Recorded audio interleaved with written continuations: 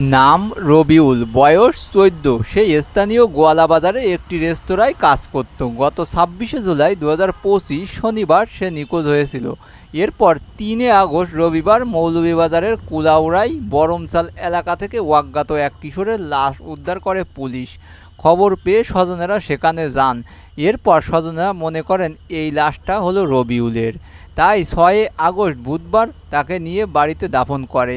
এর ২ দিন পর ৮ আগস্ট রবিউলের মা পারুল বেগম বাদী হয়ে কুলাউড়া থানায় হত্যা মামলা করেন। মামলায় গোয়ালাবাজারের বগুড়া রেস্তোরাঁর মালিক বুলবুল মিয়াসহ কয়েকজনকে আসামি করা হয়।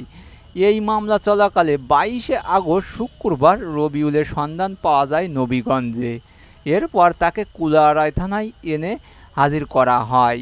সেখানে সে বলে সে নিখোঁজ হয়নি, বরং ইচ্ছা করেই আগের রেস্তোরাঁর কাজ ছেড়ে অন্য এক জায়গায় কাজ নিয়েছিল। এরপর রবিউলকে তার পরিবারের কাছে হস্তান্তর করে পুলিশ এবং রবিউলের নামে যে মামলা তার মা সেটা উঠিয়ে নেয়। আর বন্ধুরা, এইসব আজগবি খবর পেতে আমার চ্যানেলটা সাবস্ক্রাইব করতে পারো। আর ভালো লাগলে লাইক দিতে ভুলবে না। ভালো থাকো।